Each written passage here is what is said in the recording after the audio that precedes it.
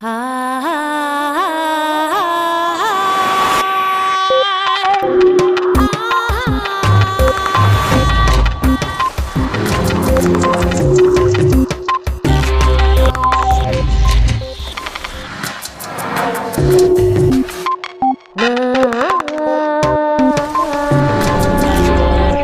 menudo no somos conscientes de las razones y las causas de nuestro propio comportamiento. John Bargh. Cuanto más averiguamos sobre la mente, más poder e importancia le damos a nuestro inconsciente. Ya no es la recóndita parte de nuestro yo, sino el veterano y sabio creador de nuestra consciencia. Ya no es el oscuro amo de nuestros sueños, sino el amable y universal encargado de nuestro comportamiento y de nuestras decisiones. Eduardo Punset discute con el psicólogo John Bargh sobre el nuevo inconsciente y nos revela lo lejos que estamos de conocer las razones de nuestros actos.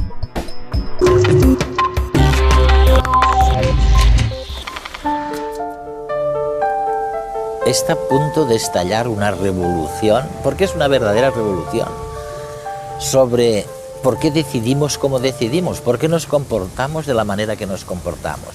Siempre habíamos creído que el inconsciente mandaba para las pequeñas cositas. Si nos deslumbraba la luz, cerrábamos los ojos inconscientemente y poco más. Para las cosas sofisticadas, para las cosas complicadas, había que recurrir a la conciencia. Las decisiones que tomábamos para las cosas importantes eran el resultado de una actitud consciente, no de un inconsciente. Bueno, pues resulta que estábamos equivocados. Da la casualidad de que cosas importantísimas, a niveles del conocimiento muy sofisticados, las tomamos de manera inconsciente, sin saber por qué las tomamos.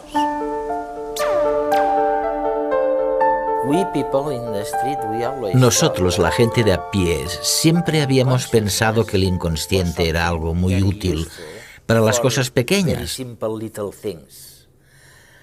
pero que para las cosas más complejas era necesaria la conciencia. Ni se nos ocurrió que solamente con el inconsciente pudiéramos llevar a cabo procesos cognitivos complejos. Es realmente una revolución. Y no estoy seguro de que la gente de la calle sea realmente consciente de eso. No creo que lo hayan asumido todavía. Siempre ha imperado la noción de que la conciencia iba primero, de que todo arrancaba en la conciencia y de que las cosas se tenían que hacer con conciencia, deliberadamente.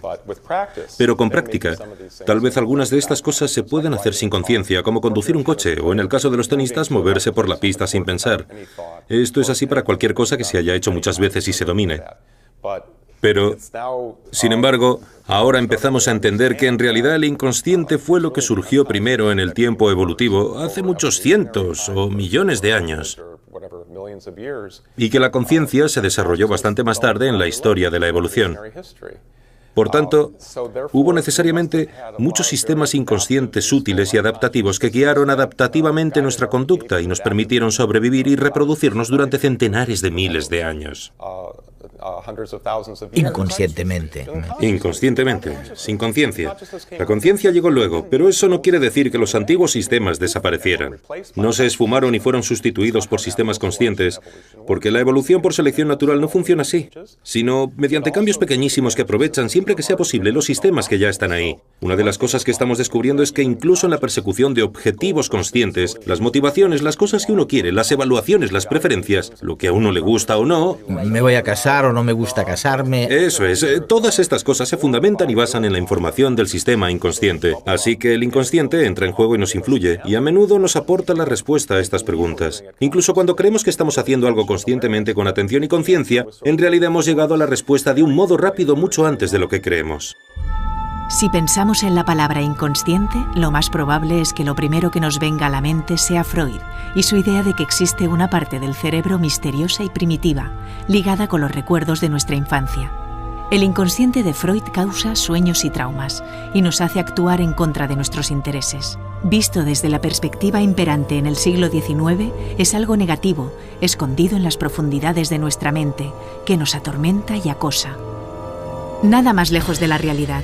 En el siglo XXI podemos afirmar que Freud estaba totalmente equivocado. El inconsciente no está oculto ni nos acecha para amargarnos la existencia. Más bien todo lo contrario. De hecho, la vida sin él sería casi imposible. Lo encontramos en nuestros actos más cotidianos, desde los automatismos que nos permiten levantarnos por la mañana y vestirnos y caminar, hasta los sentimientos más profundos que nos impulsan a proteger a nuestros seres queridos. Es el conjunto de todos los pensamientos y sentimientos que se gestan en nuestra mente, momento a momento, a los que no podemos acceder. El inconsciente se encarga de ayudarnos a entender el mundo que nos rodea y a tomar las decisiones que mejor nos convengan. Es una especie de piloto automático en el que podemos confiar, un GPS emocional, una guía de conducta que seguimos sin darnos cuenta de ello. Y al final resulta que la idea que tenemos de nosotros mismos, esa entidad que habitamos cada día y que llamamos yo, nuestra consciencia, no es más que el producto más sofisticado del inconsciente, la última creación de una mente compleja que apenas podemos vislumbrar. Pero entonces, ¿para qué se utiliza la conciencia? Es decir, si pudimos apañárnoslas para avanzar en la evolución durante la mayoría del tiempo, sin conciencia, ¿para qué sirve la conciencia? Oye. Es una pregunta maravillosa. De hecho, la misma con la que empecé hace 30 años. ¿Para qué sirve la conciencia?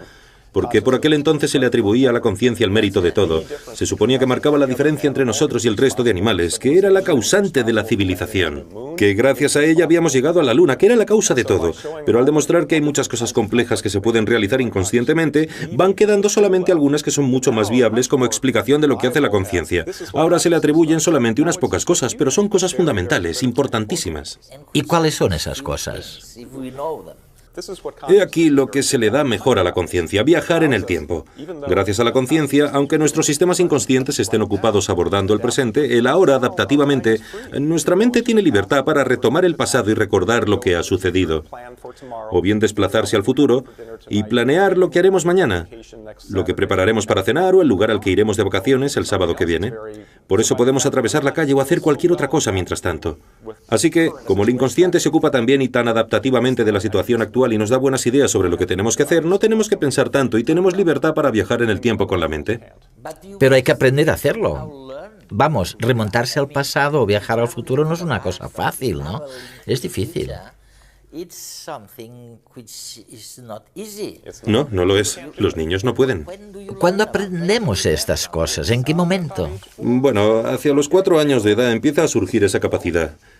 La vemos desarrollarse. En ese punto, uno puede apartarse un poco del presente, dejar de estar condicionado por el ahora y empezar a pensar en el pasado y el futuro, a recordar.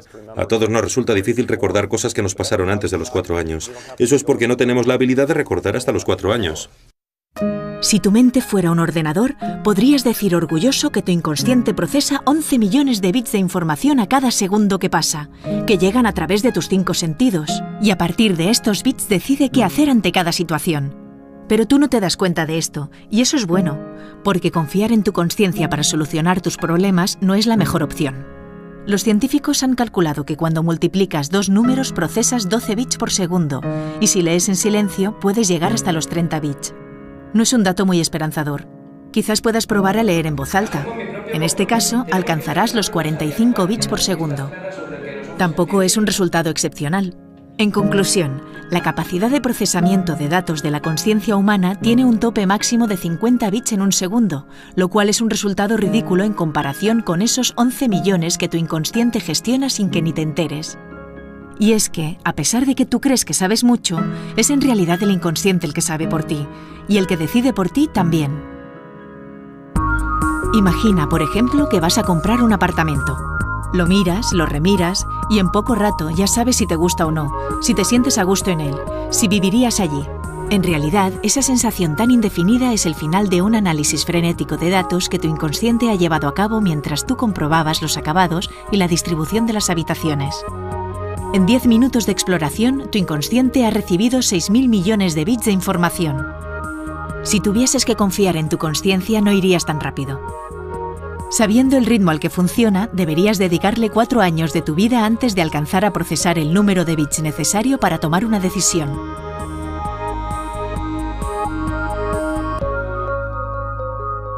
Quería preguntarte algo. Eres psicólogo y realizas muchos experimentos sobre la conciencia y el inconsciente.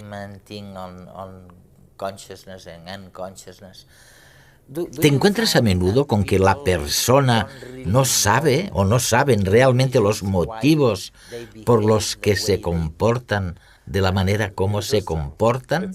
Es una pregunta muy interesante, Eduardo. Me parece que las personas creen saber lo que hacen, pero la mayoría de las veces se equivocan. A menudo se equivocan. Llegamos rápidamente a teorías sobre lo que hacemos. Eso me recuerda a los experimentos de hipnosis que hizo Michael Gazzaniga, el célebre neurocientífico, hace unos 20 años. Por ejemplo, hipnotizaba a alguien y le decía, pongamos que fuera una mujer, cuando cuente 3 y chasquee los dedos te tirarás al suelo y caminarás como un perro. Y contaba 1, 2, 3, ¡chas! Y la mujer ya estaba en el suelo. Inmediatamente, sin embargo, decía, vaya, si me habrá caído un pendiente y por eso estoy aquí. No había elegido estar en el suelo, lo había hecho por sugestión hipnótica, pero una vez se veía a sí misma ahí, buscaba inmediatamente una explicación racional que fuera razonable. Es una pequeña muestra de lo que siempre estamos haciendo. Captamos impulsos que proceden de otro lugar, que guían nuestros actos, pero cuando actuamos siempre tenemos una bonita historia para justificar por qué hacemos lo que hacemos. Y cuando le dices a alguien, tal vez hayas actuado así porque ha pasado tal y tal cosa en tu entorno. Bueno, cuando le dices eso suele reírse, ¿no? Así es, sí. ¿Podrías darme un ejemplo de esto? ¿De algo en el entorno que te lleve a comportarte de un modo concreto? Sí, sí. En un estudio se lograba que los participantes pensaran en personas importantes para ellos, como su madre, su padre, su pareja, sus hijos. Sabíamos previamente que cuando pensamos en tipos de personas diferentes, se nos activan objetivos en la mente sin que lo sepamos. Por ejemplo, muchos de nosotros, cuando pensamos en nuestros padres, queremos complacerlos, impresionarlos. Queremos que se sientan orgullosos de nosotros. Así que hicimos que los participantes en el experimento pensaran en su madre con preguntas como ¿dónde vive? Háblame de su apartamento. ¿A dónde va a hacer la compra? Con esto, haciéndoles pensar en su madre, les activábamos el objetivo de hacerla sentir orgullosa. Y si luego les pedíamos que hicieran algo, se esforzaban mucho más. Se lo tomaban muy en serio. Es increíble. Mucho más que las demás personas. En cambio, si hacíamos que pensaran en un amigo, normalmente uno quiere ayudar a sus amigos. El objetivo que tenemos respecto a nuestros amigos es ayudarlos. Si les pedíamos a los participantes que pensaran en un amigo con preguntas como ¿dónde vive? ¿Dónde coge el autobús? Y luego les decíamos, perdona, ¿te importaría ayudarme con otro estudio? Tal vez dure otra media hora, porque el estudio lo hacíamos en el aeropuerto. Nos decían que sí o que no, y luego les decíamos, el motivo por el que has accedido es porque antes pensabas en tu amigo. Esta es la teoría. Pero se reían y decían, no, que sepas que el motivo por el que te ayudo es porque estoy aquí sentado en el aeropuerto sin nada que hacer. ¿Por qué no iba a ayudarte? Por supuesto, soy una persona a la que le gusta ayudar, por eso te he echado un cable. El caso es que inmediatamente daban con una historia para explicarlo. Y necesitamos esta especie de narrativa, porque si no, nos acongoja pensar que otras cosas u otras personas controlan lo que hacemos.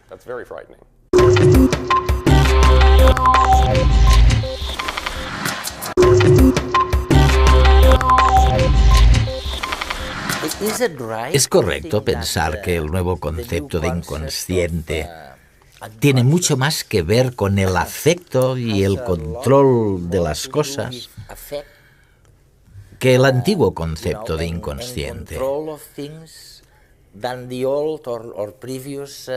Es una nueva idea. Sí, mucho más, mucho más. Antonio Damasio y otros científicos han destacado la importancia del afecto y de los sentimientos. Damasio fue realmente el primero en decir que los sentimientos son muy importantes a la hora de tomar una decisión o de elegir algo. Nos dan la respuesta correcta. Si sentimos que algo está bien o mal, lo haremos o no. Estos sentimientos vienen de algún lugar. Del inconsciente, de los sistemas que nos dicen si está bien hacer algo o no, como cuando tenemos corazonada sobre lo que estamos a punto de hacer. Esa intuición, esa reacción visceral es producto de los antiguos mecanismos inconscientes. Si hablas de una reacción visceral, Probablemente lo que quieres decir es que hay una especie de separación entre el acto habitual de pensar conscientemente y los órganos biológicos que nos hacen pensar inconscientemente. Oye, ¿hay de verdad una separación anatómica entre los dos? No, no lo creo. Hasta ahora nadie la ha encontrado, aunque muchos han buscado la base neurológica de la conciencia para saber en qué células o qué neuronas estaba localizada. Pero lo que estamos descubriendo es que hay muchas similitudes entre lo que hacemos inconscientemente y lo que hacemos conscientemente. Es casi como si los procesos conscientes utilizaran los inconscientes, recurrieran al sistema antiguo, y por eso hubiera un parecido tan grande entre ambos. No se trata de la antigua noción freudiana del inconsciente, que hablaba de un sistema totalmente diferente, con sus propias reglas y mecanismos, que interfería con la conciencia. En realidad se trata del mismo cerebro, la misma mente, que normalmente funciona inconscientemente, pero a la que se puede acceder conscientemente para hacer otra cosa distinta a lo habitual. Sin embargo, la parte consciente accede y recurre al antiguo sistema para sus propios objetivos. O sea que estás intentando convencerme de que puedo tener impresiones implícitas que no sean conscientes y que afecten mi actuación consciente, sin embargo. Tú lo has dicho, así es. ¿Y qué hay de nuestro libre albedrío, entonces? La capacidad de obrar por reflexión y elección. La libertad de ser responsable de algo. Quedaría en entredicho esta idea, ¿no?, de la libertad. ¿Lo cuestionaría la libertad? Lo más importante de esta investigación son las implicaciones que tiene para el sistema legal, para la responsabilidad personal, para la moralidad. De hecho, se está generando mucho debate ahora mismo sobre todo este tema entre los expertos, por Internet, en los blogs. ¿Qué repercusión tiene esto sobre la responsabilidad personal? ¿Y hasta qué punto tiene en cuenta el sistema judicial que a veces se trata de cosas que las personas no pretenden hacer o no querrían hacer? Es un asunto muy interesante.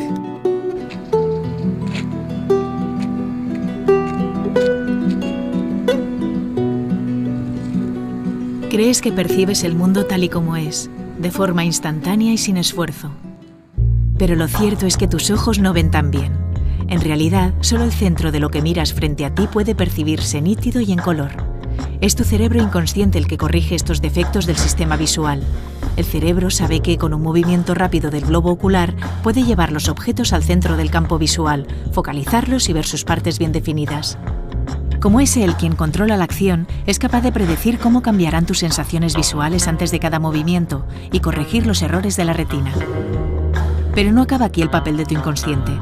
La imagen del mundo está saltando en tu retina cada vez que cambies la dirección de tu mirada.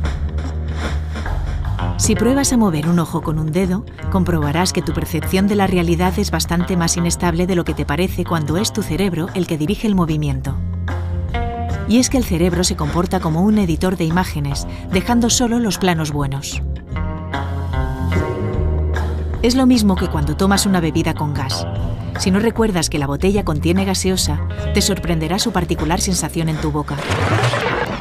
Sin embargo, si sabes cuál es el contenido, tu cerebro preparará a tu boca para que no reaccione con sorpresa cuando reciba las burbujas de gas.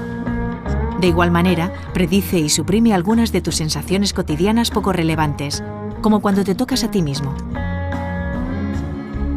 Te está haciendo un favor, porque si fueses consciente de tu cuerpo todo el tiempo, te distraerías de otras cosas que requieren de tu atención. Esta es la razón, por ejemplo, de que no puedas hacerte cosquillas. Tu cerebro sabe cómo se moverán los dedos sobre tu piel y, por tanto, puede predecir la respuesta y suprimirla. En cambio, no puede predecir cómo se moverán los dedos de otra persona sobre ti y por eso tu reacción es mucho más intensa cuando te tocan los otros. Tu cerebro inconsciente te prepara para que lo veas y lo sientas así. ¿Qué pasa con eso que nunca creímos que fuera cierto? La publicidad subliminal, la llaman subliminal. Decían que nos mostrarían por la tele algo que no íbamos a ver, pero cuyo mensaje nos instaría de un modo invisible a beber esto, o a hacer aquello, o a tomar un producto y no otro. ¿Qué creemos ahora sobre lo subliminal? ¿Hemos cambiado nuestra idea? Eso creo, pero cabe decir que no es necesario lo subliminal para lograr que algo influya en la gente sin saberlo. Te daré un ejemplo. Uno de los factores que contribuyen al problema de la obesidad, por lo menos en Estados Unidos, donde verdaderamente es un problema, son los anuncios de alimentos, especialmente para niños. Pero también para adultos. Hicimos un estudio el año pasado que publicamos en verano y que demostraba que... Bueno, ¿qué pasaba si le ponías a la gente un fragmento de una comedia con Jim Carrey, por ejemplo, durante 5 minutos? Y entre medio les ponías anuncios de McDonald's o de comida rápida como si fuera cualquier otro programa de televisión. O bien, no ponías anuncios. Les pedimos a la gente que mirara la televisión y les dimos un bol lleno de galletas saladas o de algo para picar. Pues resulta que si había anuncios de comida, comían un 45% más. Eso es muchísimo. Imagina que estás en casa comiendo y mirando la tele. Estos anuncios te hacen comer un 50% más de lo que comerías normalmente, día tras día, día tras día. Y sin ser consciente de ello. Funciona con los niños igual que con los adultos. No tienen ni idea de lo que les hace comer más. Sin embargo, la hamburguesa del McDonald's está ahí. Y se ve perfectamente, no es subliminal. Ni lo son las patatas fritas o lo que sea del anuncio. Está ahí y te lleva a comer más. La gente no lo cree y por tanto no se protege ni defiende contra ello. Así que lo subliminal funciona. Pero tiene un efecto tan débil que ¿quién lo necesita? ¿Para qué? Pudiendo utilizar el efecto grande y fuerte de lo superliminal, que funciona todavía mejor. Y bueno, digamos entonces que ha cambiado el concepto que teníamos de lo subliminal, ¿no? Sí, se ha vuelto mucho más potente, porque abarca todos los efectos de los que no somos conscientes, no solamente los que no podemos ver. John, si estamos tan conectados al mundo exterior, si estamos tan abiertos, ¿tiene sentido seguir hablando sobre las distintas naturalezas del ser humano? Algunas personas, como sabes, especialmente en Occidente, incluso algunos científicos, creen que somos fundamentalmente malos, los humanos, digo. En cambio, otros piensan que somos buenos por naturaleza. ¿Tiene algún sentido este argumento? No se trata de que las personas sean fundamentalmente buenas o malas, sino que la respuesta, y esto lo han estudiado en el departamento de Josh Green en Harvard, es que algunas personas son buenas y otras son malas. Es una idea intrigante y solamente hay un estudio en ese sentido, pero lo que demostró es lo siguiente. Se le daba a las personas la oportunidad de hacer trampas para ganar dinero sin posibilidad de que las atraparan. Los participantes obtenían dinero si acertaban en el juego de cara a cruz, pero se les pedía que tras ver el resultado ellos mismos dijeran si lo habían adivinado o no. En caso afirmativo conseguían el dinero. Un 50% tenía razón, eran personas sinceras que decían la verdad. El 50% había acertado, pero había otras personas que decían haber acertado el 90 o el 95%, y eso no es posible. Así que algunos estaban mintiendo, pero eran personas diferentes. Y se demostró que a una persona deshonesta le resultaba difícil ser sincera, le costaba más, midieron lo que sucedía en su cerebro, mientras que a las personas honradas les costaba más esfuerzo hacer algo deshonesto.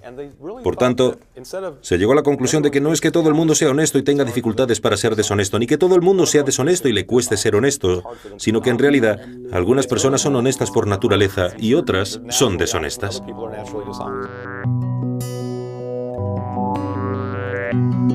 Los que después de ver este programa pensaran que habrían salido de dudas sobre cuestiones importantísimas que la humanidad ha discutido durante miles de años. ¿Somos fundamentalmente buenos o somos fundamentalmente malos? Bueno, seguirán con las dudas, porque los últimos experimentos no están dando la razón a nadie y dicen que depende. Unos son buenos y otros son malos. Pero de lo que no cabe ninguna duda es que nos quedamos con la impresión de que tenemos que echar a la papelera la vieja concepción del inconsciente. Parece que el inconsciente lo hace casi todo. Increíble, ¿no? Pero es así. Una de las funciones de la consciencia es seleccionar comportamientos que puedan automatizarse y volverse inconscientes. John Bargh.